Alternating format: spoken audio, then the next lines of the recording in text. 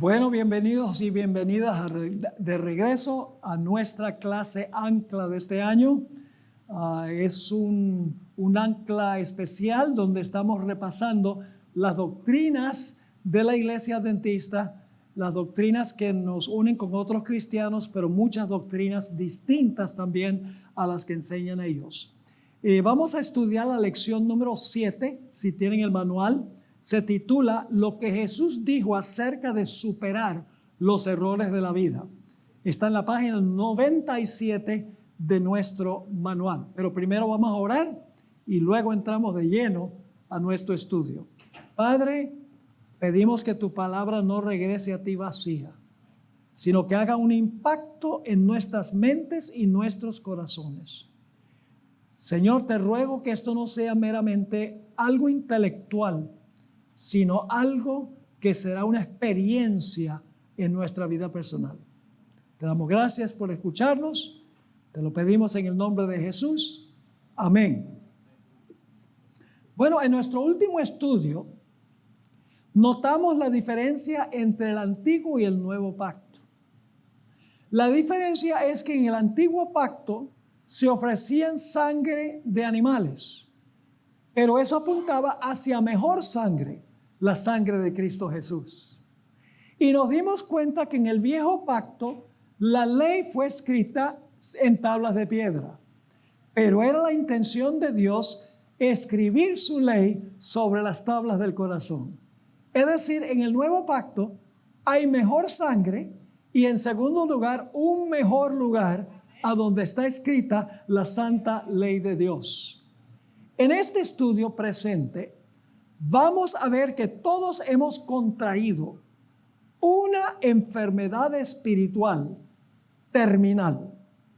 También notaremos las medidas que Dios ha tomado para sanarnos de esta enfermedad mortal.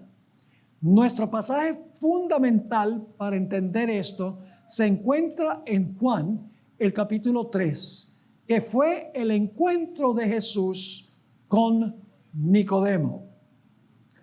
Ahora, vamos a notar algunos detalles en cuanto a Nicodemo para que podamos entender lo que ocurre en el capítulo 3 de San Juan.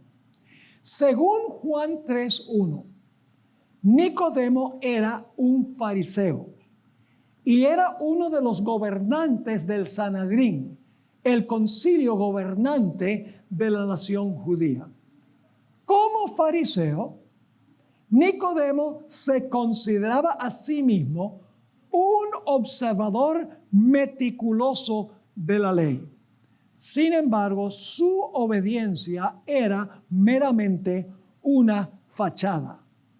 Su experiencia religiosa era como la de Saulo de Tarso antes de su conversión. Es más, Saulo, después de participar y liderar el martirio de Esteban, lo hicieron como recompensa también miembro del Sanedrín. Es decir, que Saulo de Tarso y Nicodemo estaban en una condición similar antes de su conversión.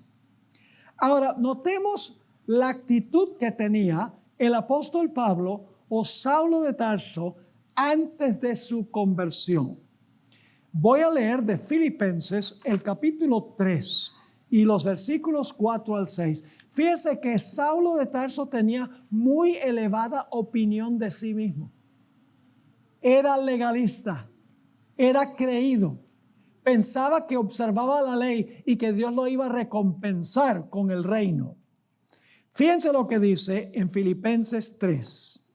Aquí dice el apóstol Pablo después de su conversión: aunque yo tengo de qué confiar también en la carne. Si alguno cree tener de qué confiar en la carne, yo más. Circuncidado al 8º día, del linaje de Israel, de la tribu de Benjamín, hebreo de hebreos. En cuanto a la ley, fariseo. En cuanto al celo, perseguidor de la iglesia. En cuanto a la justicia de la ley, irreprensible. qué gran opinión tenía de sí mismo antes de su conversión. Pensaba que era un observador de la ley y que eso le iba a garantizar, como era parte del pueblo escogido, le iba a garantizar un lugar en el reino venidero del Mesías. Claramente, antes de su conversión, Pablo o Saulo era un legalista consumado. Para él, la ley estaba escrita ¿dónde? En tablas de piedra, no en las tablas de su corazón. Guardar la ley era meritorio para la salvación. Es decir, él creía que guardar la ley le iba a ganar la salvación. El joven rico que se menciona en Mateo 19, que vino a Jesús, también era legalista. Él dice, todo esto yo lo he guardado desde mi juventud. ¿Qué más me falta? Y todos sabemos que su obediencia carecía de amor. Podemos ver la misma actitud en la parábola del fariseo y el publicano. ¿Saben que la lucha más grande que tenía Jesús con el pueblo judío era el asunto de la suficiencia propia y la creencia de que eran mejores que los demás porque guardaban la ley? Vamos a leer la parábola del fariseo y del publicano, que se encuentra en Lucas 18, 9 al 14. Fíjense el contraste. Dijo también esta parábola a unos que confiaban en sí mismos. Ya vemos cuál es el asunto. Obedecían la ley, pero ¿qué? Confiaban en sí mismos, como que eran justos y menospreciaban a los demás. ¿Saben qué caracteriza a un fariseo? Un fariseo se caracteriza por sentirse mejor que los demás y por lo tanto critica a los demás. Sigue diciendo, 2 hombres subieron al templo a orar. Uno era fariseo, como Nicodemo, antes de su conversión, como Saulo, antes de su conversión. Y el otro, publicano, que eran odiados, porque trabajaban para el ministerio de Hacienda de Roma. El fariseo de pie, dice, oraba consigo mismo. ¿A quién le ora el fariseo? Está orándose a sí mismo. ¿Y qué dice? Dios, te doy gracias, que no soy como los demás hombres. ¿Con quién compara el fariseo su justicia? No con la justicia de Dios, sino con la justicia de los demás. Te doy gracias que no soy como los demás hombres, ladrones, injustos, adúlteros, ni aun como este publicano. Ayuno 2 veces a la semana, doy diezmos de todo lo que poseo. Es decir, Señor, tú tienes que aceptarme porque yo soy muy bueno. Pero el publicano, fíjense el contraste, el publicano de pie a cierta distancia no quería ni alzar los ojos al cielo. No se atrevía a alzar los ojos para orar, sino que se golpeaba el pecho diciendo, Dios, sé propicio a mí que soy pecador. Y luego noten lo que dice Jesús. Os digo que el publicano, descendió a casa justificado en lugar del primero. La justificación significa el perdón. Justificación es la palabra teológica. La palabra que todos podemos entender es la palabra perdón. La hermana White dice que el perdón y la justificación son lo mismo. ¿Quién fue perdonado? El que sintió su insuficiencia. ¿Quién no fue perdonado? El que oraba consigo mismo. Y luego Jesús da la lección central de todo su ministerio. Esta es la lección central de todo lo que enseñó Jesús. Porque cualquiera que se enaltece será humillado. Y el que se humilla será enaltecido. Jesús describió a los escribas y fariseos como hipócritas. ¿Qué es un hipócrita? Una persona que da la apariencia de ser una cosa cuando en realidad es otra. Se jactaban de ser santos los fariseos. Exteriormente, escuchen bien, parecían santos y justos. Pero Jesús les aseguró que por dentro eran como huesos podridos. sepulcros blanqueados, Jesús los llamó en Mateo el capítulo 23. Ellos lavaban la parte de afuera del vaso y dejaban lo de adentro del vaso sucio. Y Jesús les dijo, laven lo de adentro para que lo de afuera esté limpio. Era un problema interior, el problema de ellos. Nicodemo era un fariseo estricto antes de su conversión y se enorgullecía de sus buenas obras. Era ampliamente estimado por su benevolencia y liberalidad en sostener el servicio del templo y se sentía seguro del favor de Dios. Y así, Nicodemo el fariseo vino a una entrevista con Jesús en el Monte de los Olivos de noche. Vino por la noche porque quería proteger su reputación entre sus colegas y entre el pueblo. Sería demasiado humillante para un gobernante de los judíos reconocerse a sí mismo en simpatía con un maestro que para este tiempo aún era poco conocido. Porque Nicodemo era un erudito. Y Jesús no estudió en las escuelas de los escribas y los fariseos. Y por lo tanto no quería que lo vieran asociarse con él. Nicodemo comenzó la conversación halagando al maestro, ensalzando sus grandes cualidades como maestro y los grandes milagros que hizo. Las palabras de Nicodemo demostraron incredulidad de parte de él. Y ustedes dicen, ¿por qué? Porque reconoció a Jesús como un gran maestro, pero no lo reconoció como el Mesías que iba a salvar al mundo. Era un incrédulo en cuanto al carácter mesiánico del Señor Jesucristo. Jesús fue al grano. Jesús no quedó impresionado por las palabras bonitas que le habló Nicodemo. En Juan 3 y el versículo 3 dice, Jesús a Nicodemo, de cierto te digo, que al menos que uno nazca de nuevo, no puede ver el reino de Dios. Pero en virtud de su nacimiento como israelita, Nicodemo se consideraba seguro de un lugar en el reino de Dios. Sintió que no necesitaba ningún cambio. De ahí su sorpresa por las palabras de Jesús, que dijo, si no naces de nuevo, no puedes ver el reino de Dios. Y Jesús, en vez de suavizar el asunto, intensificó lo que dijo después en el versículo 4. Note lo que le dijo en el versículo 4. Nicodemo le dijo, ¿cómo puede nacer un hombre si ya es viejo? ¿Puede acaso entrar por segunda vez en el vientre de su madre y nacer? Jesús no suavizó la respuesta a Nicodemo. Fue aún más lejos que lo que había ido cuando dice que no puede ver el reino de Dios. Note lo que dijo en el versículo 5 y el versículo 6. Respondió Jesús, de cierto te digo, que al menos que uno nazca de agua y del Espíritu, que es nacer de nuevo, del agua y del Espíritu, no puede entrar en el reino de Dios. Así que primero dice, no puede ver el reino de Dios, al menos que nazca de nuevo. Y ahora dice, no puede entrar en el reino de Dios si no ha nacido de nuevo. ¿A qué se refería Jesús cuando dijo que tenemos que nacer del agua? Está hablando de qué cosa? Del bautismo.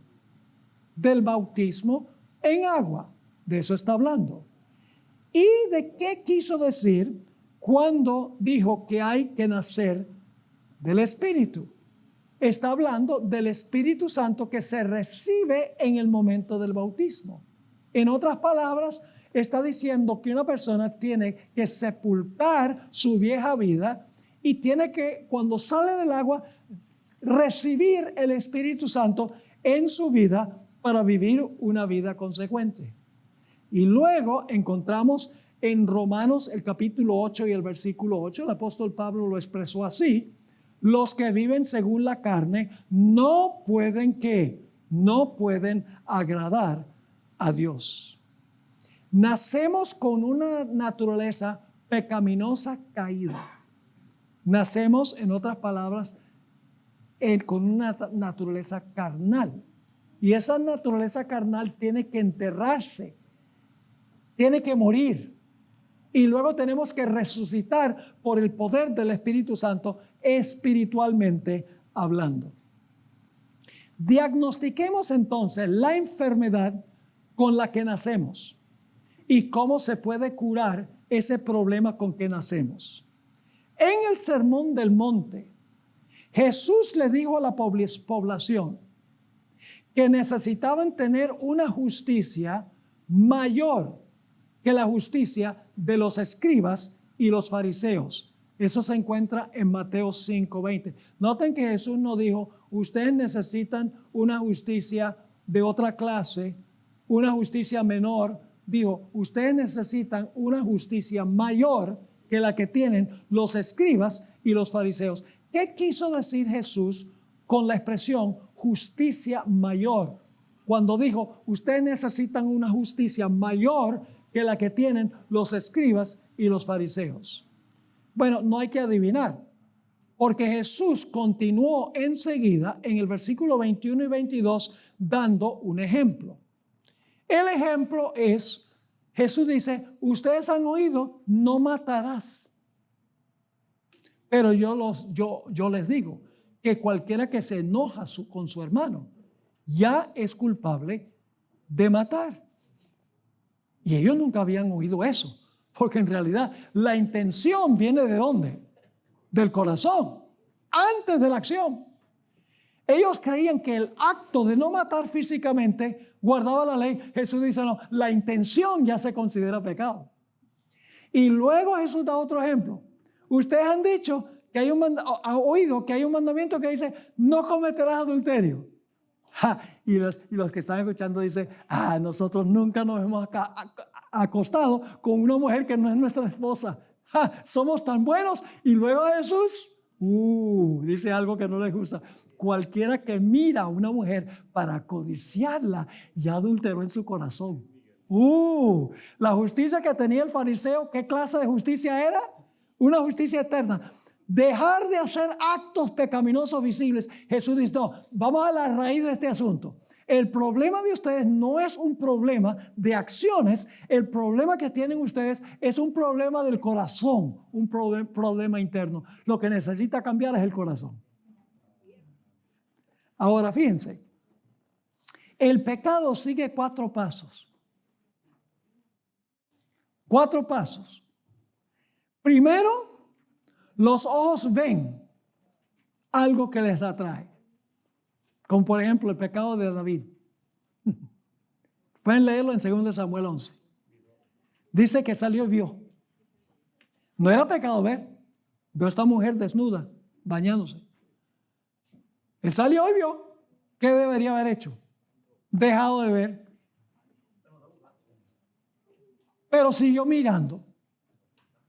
¿Y cuál fue el segundo paso? La deseó. El pecado no fue tomarla, el pecado comenzó en el corazón cuando la deseó, la codició. Y luego el tercer paso es, la tomó, la acción. Pero la acción vino ¿de dónde? Del corazón. ¿Y saben qué hizo luego? Trató de ocultar lo que hizo. ¿Sabe que lo mismo pasó con Eva? Dice que vio el fruto, que era bueno para comer. Luego dice que lo deseó. Luego dice que lo tomó y luego se escondió. Lo mismo pasó con Acán. Vi todas estas cosas en Jericó: el oro, la plata, el manto babilónico. Dice: lo cual codicié, lo tomé y lo escondí. ¿Dónde radica el problema? Los adventistas decimos, somos muy expertos en decir que el pecado son malas acciones. Y sí son. Pero las malas acciones vienen de una mala intención. El problema es un problema ¿de dónde? Un problema del corazón. Y por eso David, después que cometió adulterio y mandó a matar a Urías Eteo, escribió el Salmo 51. Y saben, si ustedes leen el Salmo 51, van a encontrar que primero David dice, perdóname, justifícame. Pero más adelante en el Salmo dice, purifícame. Purifícame con hisopo. Límpiame, dice David. David no solo quería perdón, David quería pureza. Que su corazón fuese limpio para que sus acciones fueran también ¿qué? Para que sus acciones fueran también limpias. Jesús enseñó, estamos en la página 101, Jesús enseñó que podemos saber lo que hay en el corazón por los frutos. ¿Sí o no? Por ejemplo, ¿cómo sabemos que un árbol de manzanas es un árbol de manzana? Por el fruto. Ahora yo pregunto, ¿ustedes tienen que obligar al árbol de manzanas que produzca manzana? ¿Produce manzana? No. ¿Por qué el árbol de manzanas produce manzanas? Porque es su naturaleza. No hay que obligar al árbol que produzca manzana. Por naturaleza las produce. Pero ahora escuchen lo que puede pasar.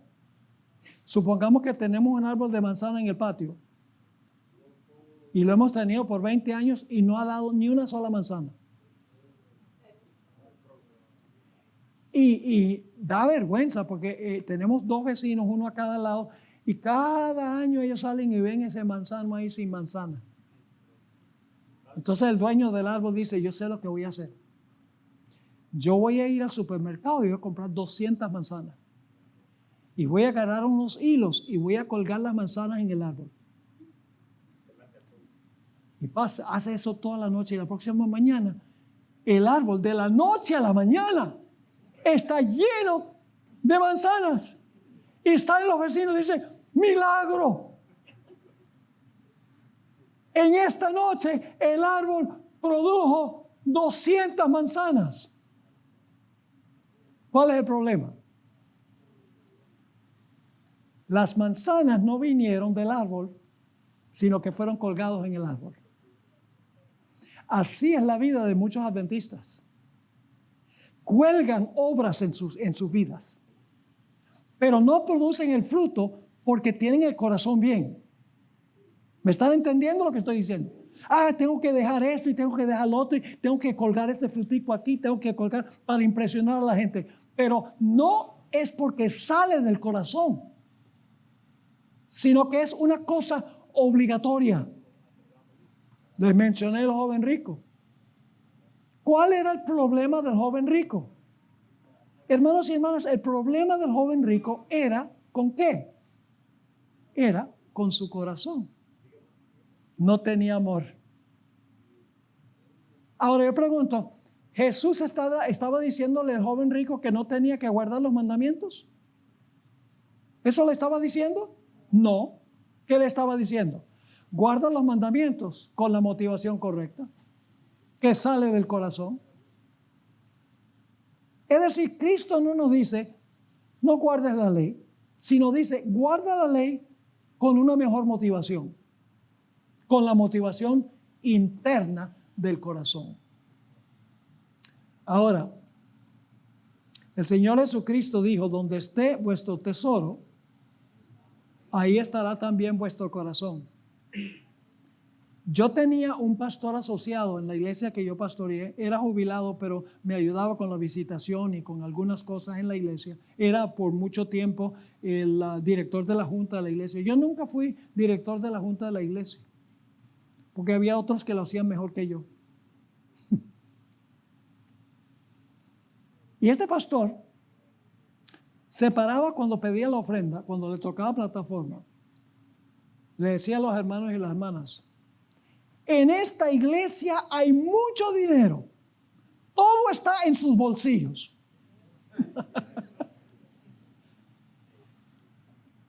¿Por qué devolvemos diezmos y ofrendas?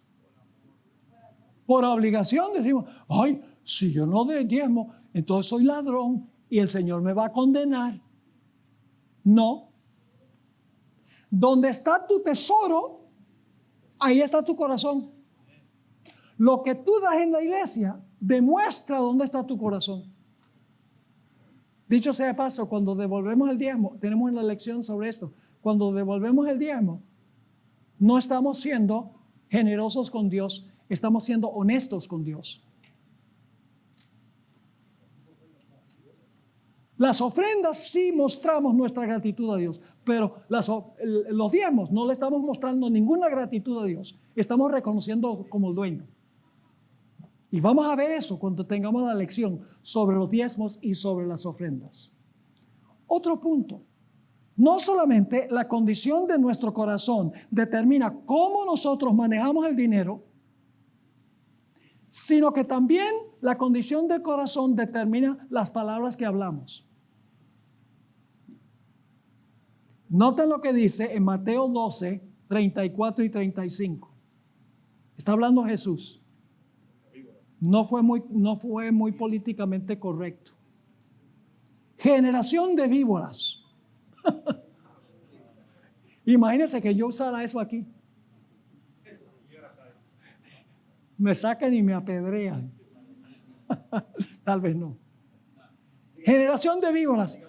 ¿Cómo podéis hablar lo bueno siendo malos? ¿Están captando?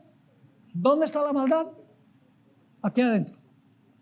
¿Cómo pueden hablar lo bueno siendo malos? Porque de la abundancia del corazón habla la boca. Quise enseñar esa lección a mi mamá, como les mencioné en una presentación anterior, y no funcionó. Pero hay una gran realidad en eso. Lo que necesitaba era limpiarme el corazón, porque de la abundancia del corazón habla la boca. El principio de la sabiduría está en la palabra de Dios, pero ¿cómo unir sus tesoros para alcanzar un conocimiento profundo?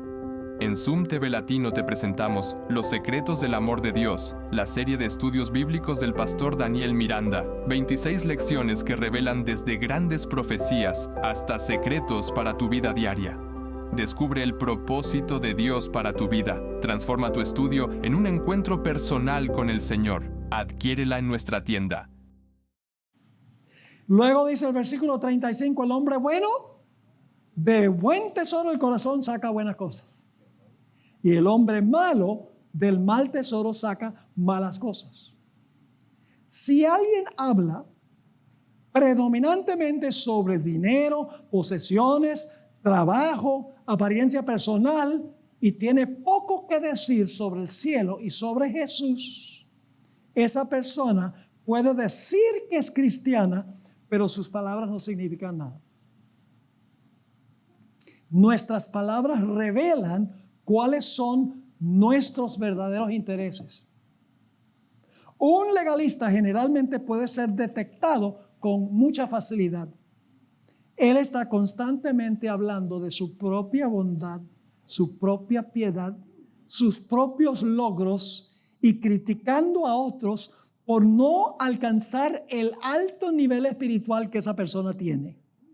Las palabras revelan lo que está en el corazón. Escuchen esto. Este pueblo de labios me honra. En inglés tenemos la expresión words are cheap. Las palabras son baratas si no van acompañadas de acciones. Este pueblo me honra con los labios, pero ¿cuál es el problema? Pero su corazón está lejos de mí. Las palabras son baratas cuando el corazón está equivocado. Noten Marcos 7, 20 al 23. Y decía, lo que del hombre sale, eso contamina al hombre. ¿Qué es lo que contamina? Lo que entra también.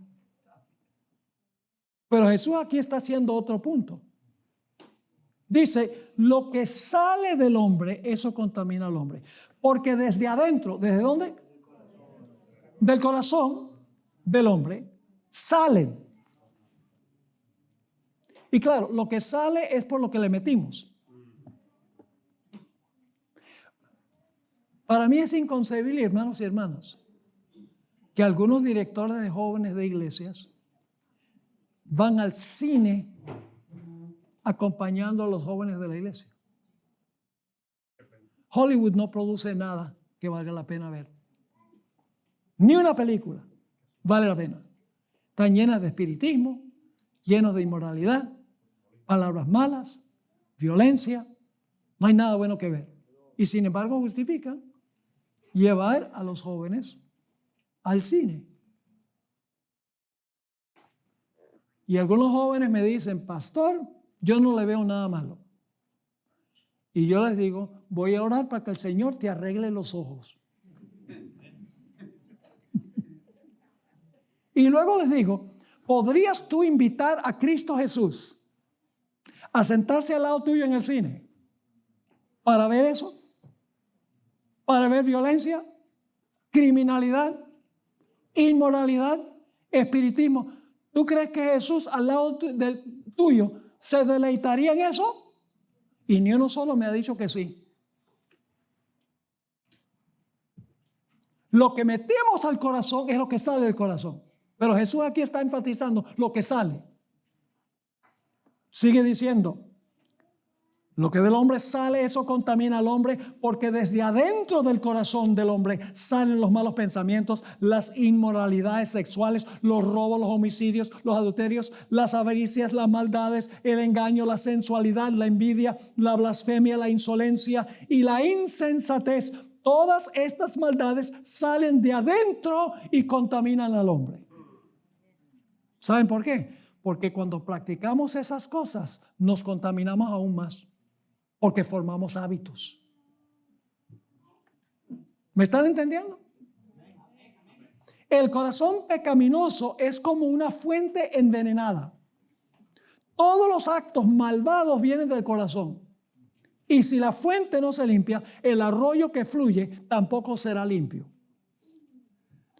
Como vimos en la última lección, la historia del fariseo y del publicano ilustra la misma idea. No voy a hablar un poco más de eso porque ya hemos hablado de eso. Ahora, Jesús usó la levadura para hablar del crecimiento cristiano. Ahora, quiero decirles que yo soy un excelente panadero, humildemente, ¿no? ¿Saben cómo yo hago el pan?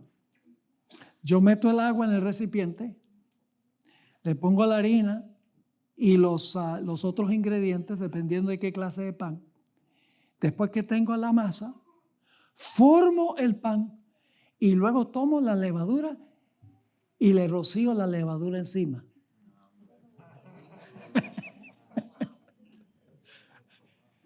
Pastor, usted es un mentiroso porque no es ningún panadero.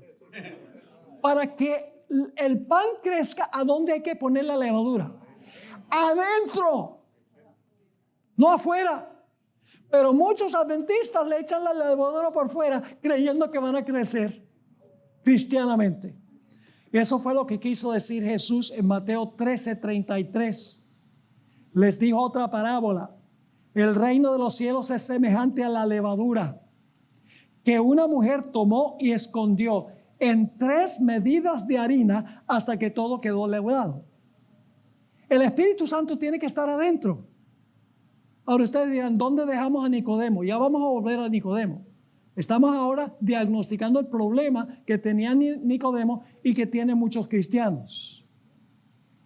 Hay una creencia común entre los cristianos de que Dios no le importa cómo nos vemos afuera, con tal que adentro esté bueno. Pero el hecho es que si estamos bien por dentro, vamos a estar también bien por fuera. ¿Me están entendiendo? ¿Estoy diciendo hoy que solamente lo que está dentro importa? No. ¿Es importante cómo vestimos? ¿Si vestimos inmodestamente o no? Sí. ¿Es importante los lugares que visitamos? ¿Cómo no? Son importantes los lugares a donde vamos a entretenernos. Claro que sí. Lo de afuera es importante. Pero es la motivación de lo que está afuera que debemos enfocarnos en eso. Así que decir, no importa cómo nos vistamos, no importa dónde vamos, cómo venimos a la iglesia, no importa lo que cantamos. Dice, porque al fin y al cabo, lo importante es el corazón. Pero si el corazón está bien, todo eso está bien. Tenemos que estar bien por fuera y por dentro. Pero lo de afuera tiene que venir de adentro. Ahora, Jesús le dijo a los fariseos, ustedes limpian lo de afuera y lo de adentro lo dejan sucio. Ustedes cuelan el mosquito y se tragan el camello. Saben que el camello es un animal inmundo y el mosquito también. En otras palabras, ustedes enfatizan todos estos detalles pequeños y ustedes no lo hacen de corazón. Ahora hablamos otra vez a Nicodemo. Estamos en la página 103. Ya hemos diagnosticado ampliamente la enfermedad de Nicodemo, Saulo de Tarso y de nosotros. Noten lo que dice en la página 103. Jesús sigue. No te maravilles de que te dije, os es necesario nacer de nuevo. Ahora escuchen la ilustración que da Jesús. El viento sopla de donde quiere y oyes su sonido, pero no sabes ni de dónde viene ni a dónde va. Así es todo aquel que es nacido del Espíritu. Es Juan 3, 7 y 8. ¿Cuántos alguna vez han visto el viento?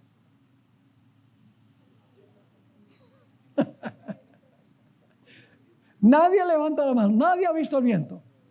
¿Cuántos han visto el efecto del viento? El Espíritu Santo está dentro. Ese es el viento.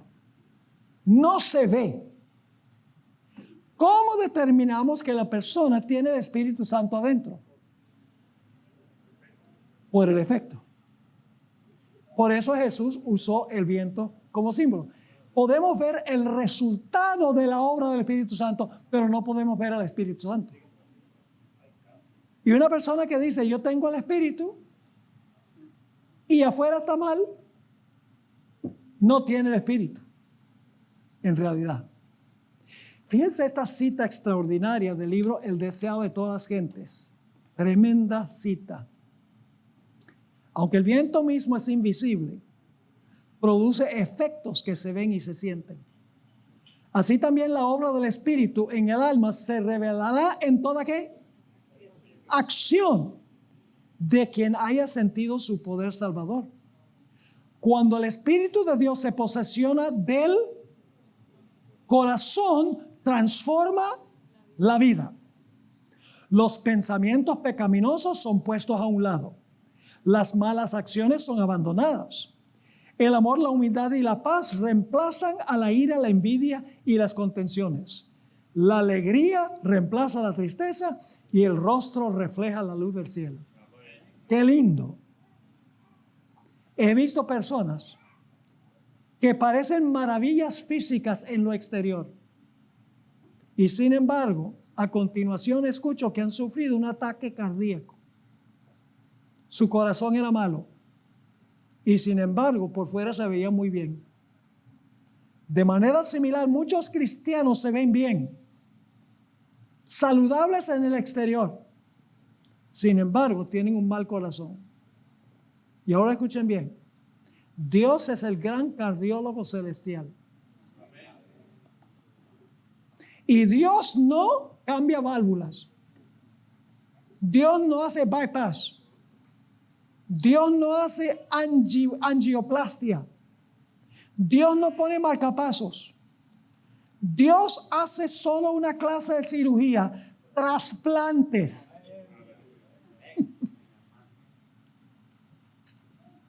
trasplantes. Dios promete sacarnos el corazón duro de piedra y meternos uno de carne. Noten lo que dice Ezequiel 36 y el versículo 26. Ezequiel 36 y el versículo 26. Ay, qué linda promesa esta. Os daré un corazón nuevo. No el viejo corazón reformado. Os daré un corazón nuevo. Y pondré un espíritu nuevo dentro de vosotros. Quitaré de vuestra carne el corazón de piedra y os daré un corazón de carne. ¿Y qué pasa cuando Dios nos cambia el corazón? Cuando le pedimos que nos cambie, que nos saque ese corazón de piedra, ese corazón duro. ¿Qué sucede? Entonces, ¿ya ahora desobedecemos a Dios? Noten el siguiente versículo.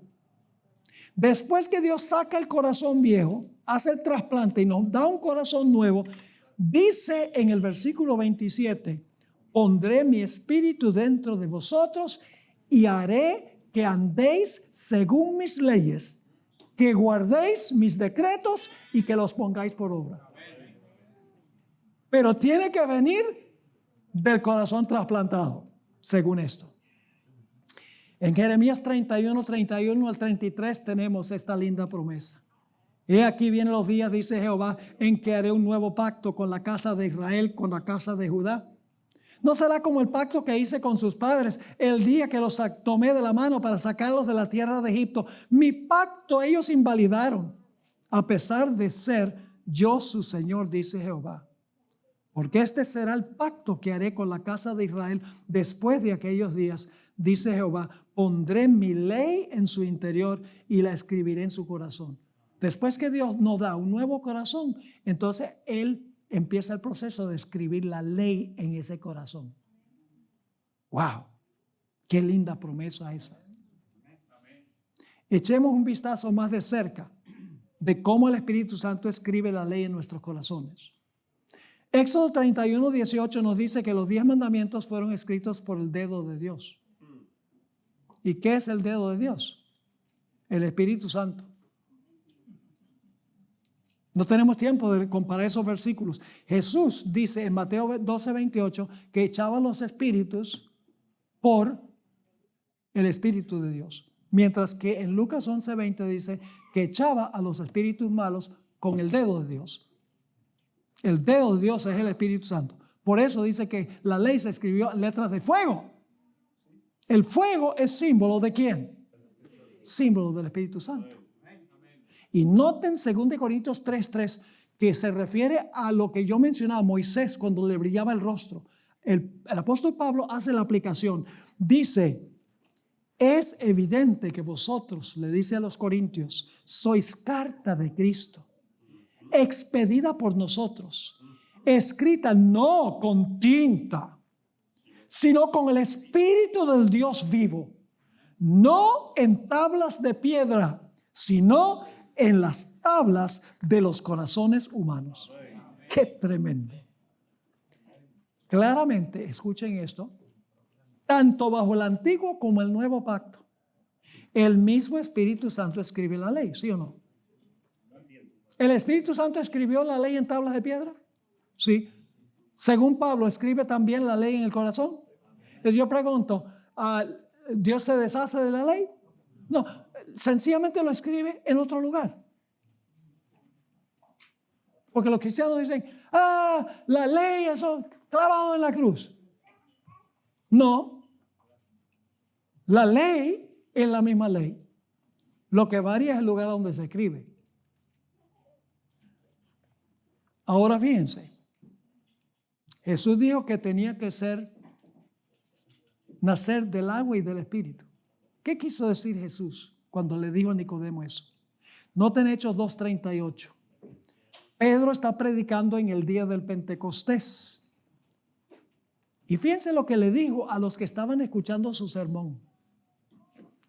Arrepentíos y sea que bautizado cada uno de vosotros en el nombre de Jesucristo. ¿Para qué? El bautismo es ¿para qué? Perdón. Pero hay una segunda bendición.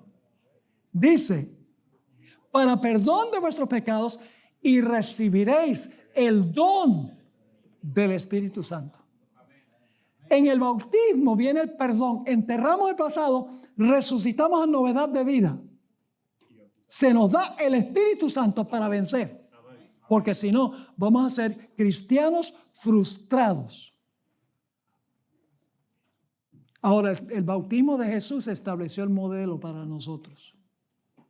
Aunque nuestro Señor no tenía pecado, fue enterrado en las aguas. Y cuando subió, ¿qué cayó sobre él? El Espíritu Santo. Él iba a cargar nuestros pecados, en ese sentido, pero no pecó. Pero fíjese que es sepultado en el agua y recibe el Espíritu Santo. Y luego Dios lo declara su ¿qué? Su Hijo amado. Bienvenido a mi familia. ¿Saben que lo mismo sucede cuando una persona hoy se bautiza? Es sepultado en el agua, sepulta el pecado. Resucita a novedad de vida, recibe el Espíritu Santo. Y Dios el Padre, según el Espíritu de profecía, está allí para darle la bienvenida a la familia. Dice, bienvenido a la familia, porque ahora tú eres hermano de Jesús, y si eres hermano de Jesús, eres mi hijo y mi hija. Tremendo. Dios no podría haber elegido un mejor símbolo que la sumersión debajo del agua. Les explico por qué. Me imagino que todos aquí han visto un bautismo. Cuando el pastor dice, yo te bautizo en el nombre del Padre, el Hijo y del Espíritu Santo, ¿qué es lo último que hace la persona antes que el pastor la ponga debajo del agua? Deja de respirar. Más le vale. ¿Qué hace mientras está debajo del agua? No respira. ¿Qué es lo primero que hace cuando sale del agua? Respira de nuevo. Está repitiendo en miniatura la experiencia de Jesús. Porque en la cruz Jesús expiró. En la tumba no respiró. Y el día de la resurrección respiró de nuevo. Por eso dice que en el momento del bautismo llegamos a estar en Cristo, porque hemos repetido en miniatura su experiencia. Y Dios nos mira no en nosotros, sino en Él. Qué tremendo concepto. Ahora, nosotros también tenemos que, después de bautizarnos y recibir el Espíritu Santo, tenemos que crecer cada día. ¿Y cómo lo hacemos? Por lo que nosotros contemplamos y por lo que oímos. Después de estar en Jesús, tenemos que permanecer en Jesús. ¿Y cómo permanecemos en Él? Permanecemos en Él por lo que nosotros metemos a nuestro cerebro, por lo que nosotros asimilamos espiritualmente. Cuando la persona sale del agua, sale una nueva criatura. Pablo dijo que las cosas viejas pasaron, todas son hechas nuevas a los que están en Cristo Jesús.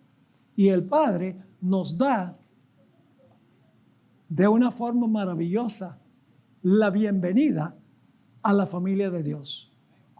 Jesús dijo, bienaventurados los de limpio corazón, porque ellos verán a Dios. 2000 años antes que Jesús naciera, se dio una hermosa profecía mesiánica. Se encuentra en el Salmo 40 y el versículo 7 y 8. Aquí Jesús está hablando de cómo se sentiría cuando fuera encarnado. Dice, he aquí yo vengo. En el rollo de pergamino está escrito acerca de mí. El hacer tu voluntad, oh Dios mío, me ha agradado. Y tu ley está en medio de mi corazón. ¿Por qué Jesús venció el pecado? Porque tenía la ley en el corazón. ¿Y cómo mantuvo Jesús la ley en el corazón? Por su comunión diaria con su Padre. Esa es la forma como el Señor Jesucristo venció. Ahora tenemos que volver a Nicodemo. ¿Qué pasó con Nicodemo? ¿Será que vio la luz? ¿Fue fructífera su entrevista con Jesús? Tenemos dos fuertes indicios de que la respuesta es sí. En Juan 7, 50 al 52, encontramos a Nicodemo defendiendo a Jesús ante el Sanedrín judío, ya públicamente. En Juan 19, 39 se nos dice que Nicodemo contribuyó una gran suma de dinero para comprar mirra y otras especies para la sepultura de Jesús. Y Juan 19, 40 al 42 dice que en público participó en el entierro de Jesús. ¿Escuchó Nicodemo a Jesús? ¿Le hizo caso? Sí, nació de nuevo. Y Dios mediante lo veremos en el reino. Cuando yo era niño en Venezuela, me convertí en un hábil coleccionista de mariposas. De hecho, aprendí tanto de las mariposas que me convertí en un entomólogo aficionado. Son los que estudian insectos. Probablemente la mayoría de ustedes saben que las mariposas tienen dos nacimientos. El primer nacimiento es la oruga, que es como un gusano. La oruga se arrastra laboriosamente a lo largo de las ramas del árbol, come de las hojas del árbol y se vuelve una oruga grande, pero igual es oruga.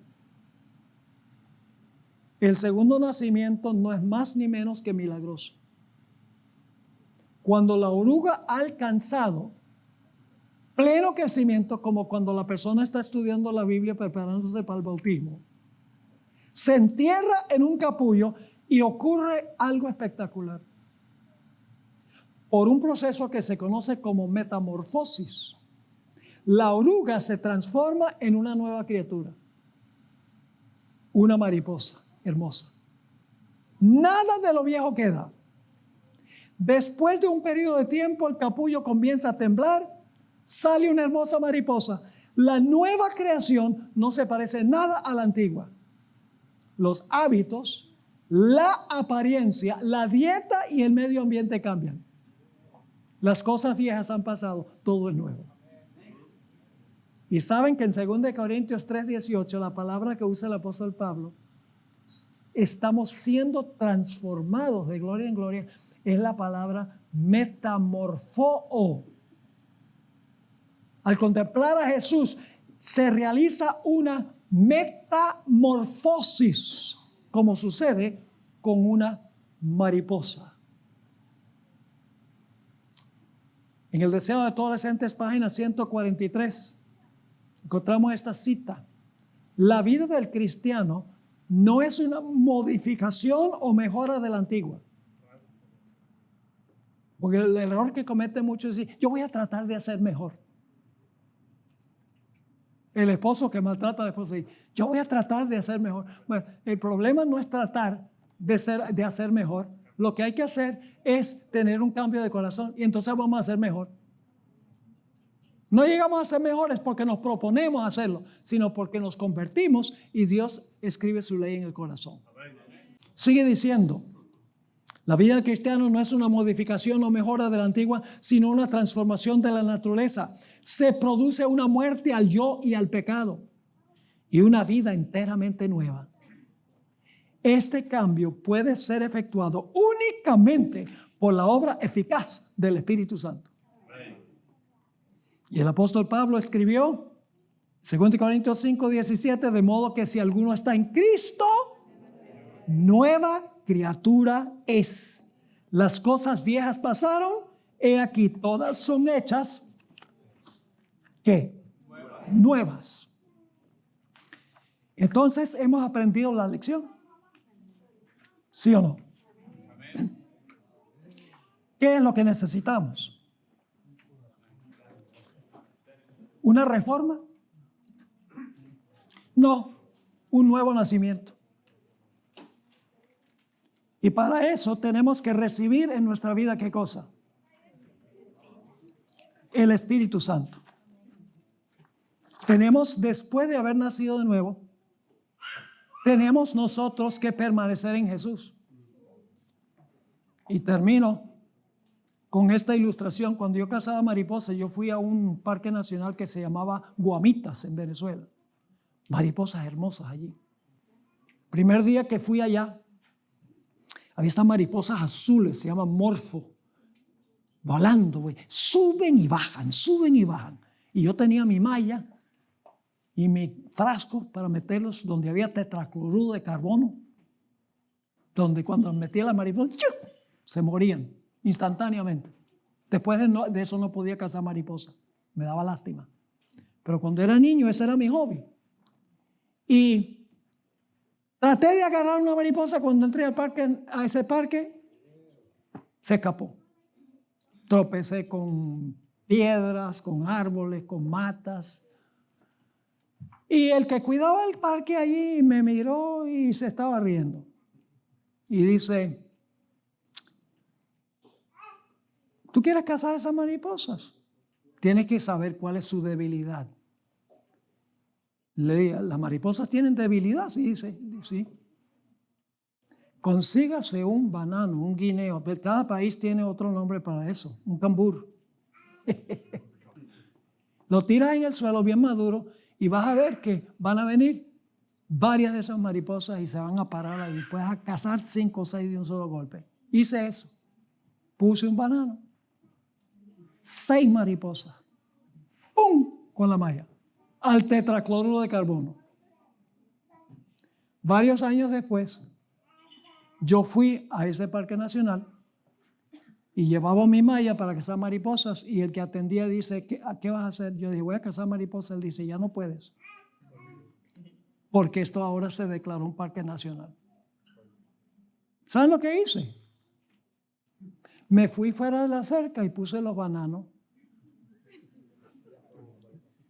Y cualquier mariposa que saliera del refugio llegaba a ser parte de mi colección.